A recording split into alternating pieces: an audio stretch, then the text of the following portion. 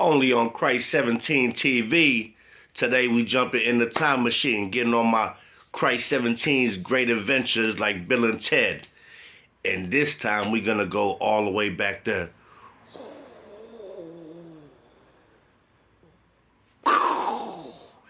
1988. Okay? We going 1988. Matter of fact, we're gonna go 1986, 87, okay? We're gonna do this. First coming to New York City from California. We drove across from California to New York. It took probably 3-4 days because it was a crazy trip.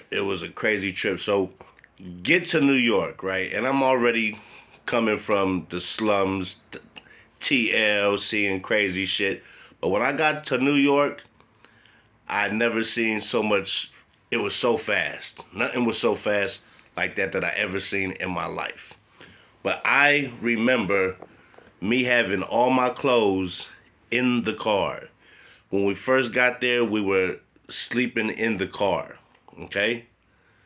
So, went to the movie theater one night. Come back, they broke in the car. All our clothes is gone. I'm in 3rd grade. I'm just getting into school now. And I didn't have any clothes. So I'm going to school with the same clothes for fucking 2 weeks straight. Gotta go to McDonald's to get ready for school. Brush your teeth, wash your face, because we living in a car. It was hard then. And I'm talking about hard where I don't wish that upon no kid. And this is in the wintertime. It's November, December, so it's getting brick.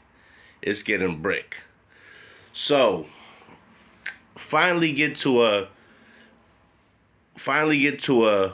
hotel after being in a shelter, sleeping in a car. Matter of fact, this was 1986 when all this with the car getting broken into, clothes getting took, because I remember we went in to the hotel in 1986, and I'll take that back. It was October, when we finally got into a hotel. So this was probably in 85, earlier in the year, maybe February, when it was really cold. So by the time we got to a hotel, it was about October, somewhere in there. I remember this because the New York Mets beat the Boston Red Sox to win the whole World Series, and you could hear the fucking Manhattan going crazy. All the cab drivers were honking, people hanging out their windows screaming. I've never seen or heard anything like that in sports in my life. Okay, it was unbelievable. But let me tell you this, going to school was no easy thing, okay? You talking about getting made fun of, people picking on you. I had to fight all the time just because people were calling me names, making fun of the way I talk. Not only did I have dirty clothes, didn't have clothes, I had bad speech. I stuttered way worse than I do now. It was and the kids would make fun of me until I finally felt like crying and I started fighting. And they had to call my mom all the time to come talk to them about me. And I kept saying, they making fun of me, and they won't stop. So if they won't stop, I'm going to hit them. That's how it is. I never forget this kid named David Rosenthal, okay?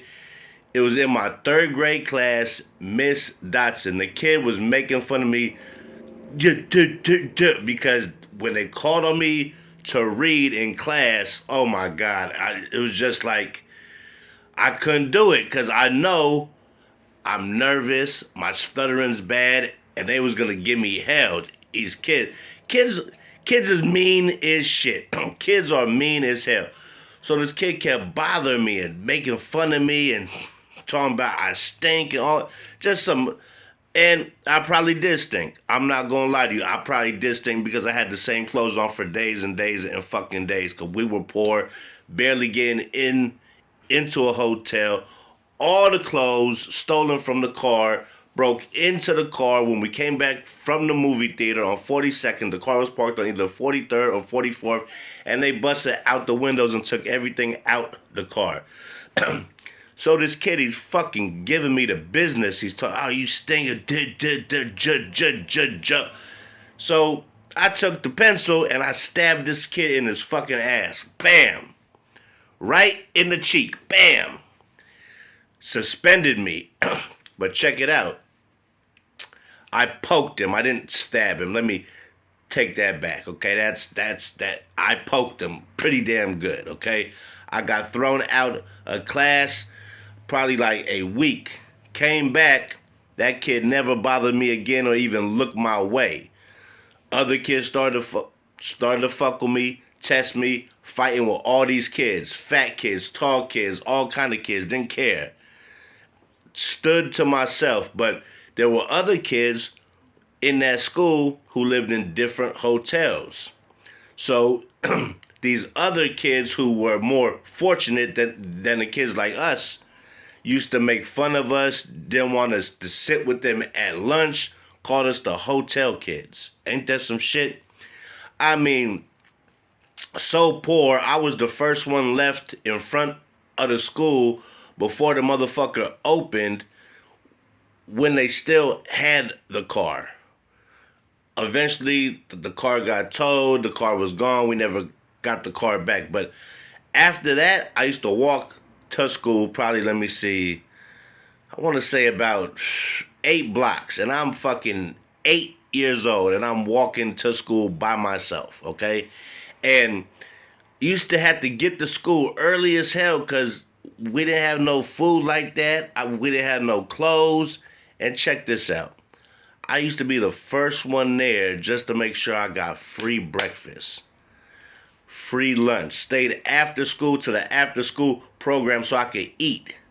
Then they send us home on a bus, and it was a trip because none of the other kids really stay at the after school program except the hotel kids, the po kids. So there was this bus that used to come, big old cheese bus. We used to hop on the cheese bus, and they used to drop all the kids off at the hotels. And it was all the poor kids, the bad kids, because listen, we were bad because these kids that had dough, because at this time I was at a hotel, the Carlton Hotel on 25th and 3rd Avenue, and went to PS 40, which is on 20th and between 1st and 2nd Avenue, 19th, right there. So the kids that was from down that way, their parents had money. They were getting dropped off in cars. They had nice clothes. They were little cocky little motherfuckers. I'm not gonna lie to you. And we had to bring that cockiness down because when they started talking shit about us, the only thing we could do is beat them up. At that point, that was like an every weekly thing. They would bother us and we end up beating them up until they quit talking about us. And that was like some real shit. And then after a while, I started having some friends because we used to play sports. And I'm not gonna lie, I was the best at all the sports. I'm not even gonna bullshit you. I'm not trying to throw myself here, but when I was young, people couldn't mess with me in throwing. Pitching or throwing the ball, I would throw the farthest out of everybody in that damn school. Believe me or not, that's on you. I had an arm out this world. And that's what really saved me growing up poor, was I was good in sports and people wanted me on their team. And for that, I'm grateful that I was very athletic. I mean, shit, I was skinny as hell, fast as hell, and just had an arm. It was like a slingshot. I would pull back. I could throw a rock on top of the school roof in 4th grade when nobody else could. They couldn't barely get the shit halfway up there. I was throwing the shit on the roof. Tennis balls, blue balls, paws, all that shit. So after this, I want to say maybe 4th grade, my brother's father, which drove us out here, he got on drugs really bad, right? Real fucking bad. So he used to take us, and I'm like probably like 9 now. Little bro's like, what was he, about 4? He's dragging us. Little bro, snotty nose. We all dirty as hell. They got us standing in front of Penn Station where the escalators come up right where you go see the Knicks play. And he's got us out there panhandling. At first, it was him with a cup with us 2 kids, snotty nose, and we would get, they would give him money, a lot of cash and food and shit like that. But after he got a certain amount of dough, he would go drop us off and he would go get his drugs. Okay? After a while he's standing in front of the Penn Station, he would send me across the street at 9. And I would be at the light across from Penn Station. So when the cabs come, I would walk to each cab. Can you spare change? Can you spare change? And them seeing a little kid, dirty as hell, looking frail, skinny, dirty, up. They giving me money, man. They giving me cash. Dollars, da-da-da-da-da. And he would take all the money from me, not buy us no food, not do anything like that. Just take it, drop us back to the hotel while he go get him a bundle fucking heroin. That's how much money panhandling with 2 kids. He would make like 100, 150, and that was his hustle with us. So after a while, my mom got hip to the shit he was doing and went off, and they went their separate ways. So now, since I learned this shit, I'm going to school, I'm coming back, I'm hungry as hell. Guess what I'm doing? I'm on 3rd Avenue and 24th, right? Around the corner from the Carlton Arms Hotel, right? So I do what the motherfucker told me to do with him, but now I'm keeping the money. So I'm going there. I'd make about 15, 20 bucks. I'd go get me a nice slice of pizza. And look, this is at 9 years old. This is the life I was living at 9 years old, okay? Everybody's on drugs, and I'm running the fucking streets at 9. I'm going to my friend's house 5 blocks down. I'm trying to spend the night every night there because they got food inside the refrigerator. I'm able to sleep in a bed because I'm not going to lie to you. This shit was harder than a motherfucker growing up. That's what made me who I am now. But would I take that back? Absolutely not. Because it makes me appreciate the shit that I have in my life today. So I would be at that corner, sun just be going down, and I would get all kind of change because the cabbies would have all kind of change. So they would just hand me change, and I'd be filling up my coat pocket, my pocket. So right here on 23rd was Tiamo, and they had video games. So instead of me going home to this depressing ass shit that my life was, I would go play video games with that change, and I'm nice. I'm kicking ass. I got older dudes playing, getting mad because they got to keep putting in quarters because I'm whooping their ass in Kung Fu, Ninja Gator, all kind of shit. So I'll get my food, get all this shit, and now I done learned this little hustle, panhandling. Now, I know it sounds funky as hell for a 9-year-old kid to be panhandling, but check it. You got parents on drugs, and you in the same clothes, and it's hard for you to see a meal, and you ain't had a home-cooked meal in probably like, I couldn't even tell you. When we were staying at the hotel, there was no stoves. no kitchens, and we stayed there for a while. Then, when they broke up, Mom's met some other dude, studio, no stove, no nothing. So the only thing I was getting to eat was slices. That's slice of pizza. We had one right there on 25th and 3rd under the Carlton Arms, a pizza place. It's no longer there now. But that place was like saving my life. Because that's all I ate was pizza. Pizza, pizza, pizza, pizza, pizza, pizza, pizza. When you poor, you got to get what you can get. Because your money ain't long, and to get any kind of change was rare. So now, I had a friend. His mom was doing good, but he was a bad little dude. Joey Travello. I'll never forget him. Bad little kid, bad as hell. He was bad like me, always starting shit like he was bad. So one day he's walking with me and we broke, and he's talking about, man, I'm hungry, I'm thirsty. I said, watch this.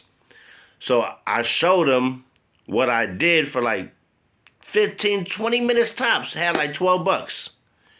He was so amazed he did that shit. He got him like $8, $9. So now we went to the pizza place. We got a pizza, a soda. We went down to the arcade, stay at the arcade for like 3 hours. We had all this change from just panhandling cabs that was coming down 24th Street, just panhandling. And they called me and those kids the hotel kids.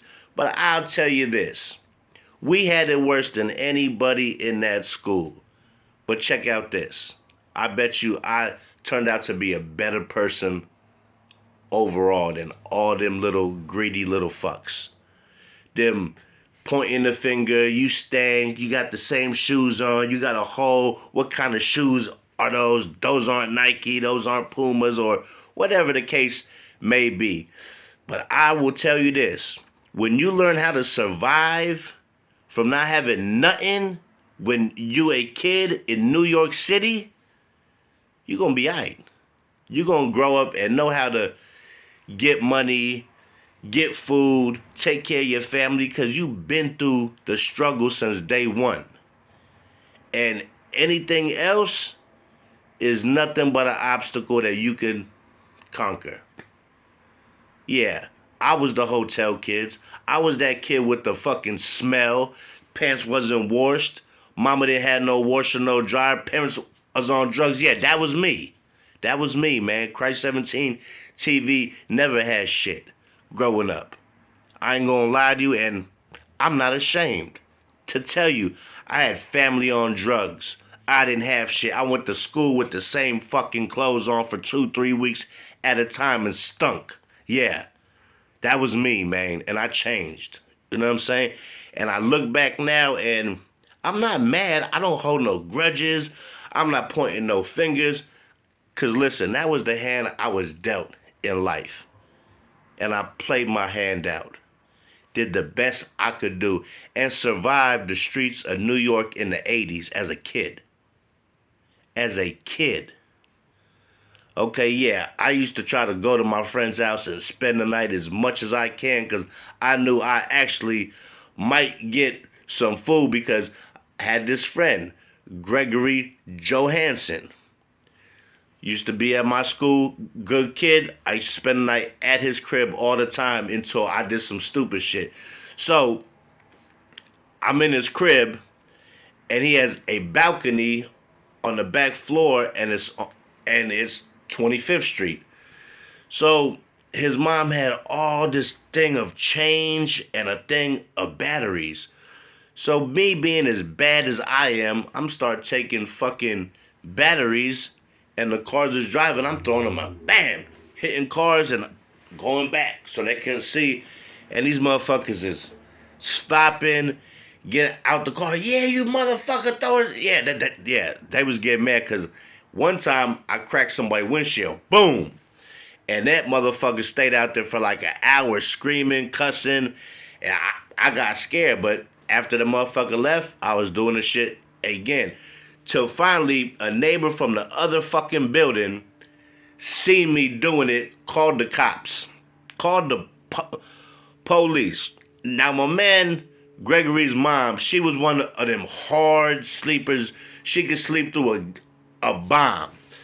She's one of them ladies that wore that thing over her face to sleep like a black little fucking Zorro mask. And the cops came up to his door, banging on his door for 20 minutes, ringing the bell. This lady would not wake up. Till finally, this kid gets scared. I'm like, just be quiet. They'll bang, bang, bang, they'll leave. He wakes up his mama. She goes downstairs. The cops tell her what's going on. I never was able to spend the night at that kid's house again. And I used to love going there. She had TV dinners. She had, man, I was like, it was different to me because I'm coming from where I'm sleeping on the floor with my brother. And we might get a pizza to share in one day and drink a fucking soda. That's how bad it was for me. But back then, if you can make it in the 80s in New York City, you can make it anywhere in this damn world, man. And I'm going to be real with you. Yeah, I was a hotel kid. They clowned me a lot. But guess what? When they kept talking that, I punched them right in their mouth and bust their ass because I was tired of being the joke. Till this day, I'll never forget all the little fights that I had and the first time that I panhandled by myself, because something that he should have never had us doing, but what he did was taught me how to make some money. I know it's a fucked up thing, but hey, it came in handy when I was hungry, thirsty, wanted some change to go down the block, play the game, get a bag of chips. Yeah, it came in real handy. And I'm not ashamed. I don't blame nobody. We was dealt a funky ass hand and you got to play your hand. And I played my hand to the best of my ability. And I will say this. My teacher, Miss Dotson in third grade, she was the best because she felt, she never wanted to get me suspended because she seen these kids was picking on me, trying to pick on me and talk to me crazy. She didn't blame me. She used to pull me to the side, and I barely knew how to play chess. Now, it's just in third grade now, chess. So I played chess with her at lunch. She keeps me up, go eat, come back here, we're going to play chess. She was my favorite teacher, I think, of all time. She paid me the most mind when I was at my lowest, and I'll never forget her, okay? But I was getting so good in chess, I beat my teacher when I was 8 years old. I put her in checkmate. And I thought that she let me win, though. But she said no, she didn't. So now she goes to the 6th grade and asks who's the best chess player here. So they bring this kid down the following week for lunch. And this kid's good in chess back to back. I beat the 6th grader back to back games. That was it. Back to back. I'm in 3rd grade. This kid is in 6th. I beat my teacher. I beat this kid. I've always been good with numbers, everything, because life was always hard. The little shit I had to count. Always good with numbers. Always good at how to figure things out on my own. But yeah, that's just a little throwback story from the time machine from the 80s, from your boy Christ 17 TV. So what I'm going to say, man, is thank you for tuning in, supporting my channel. And with that being said, man, hit that like, hit that subscribe, comment down below if your life was hard.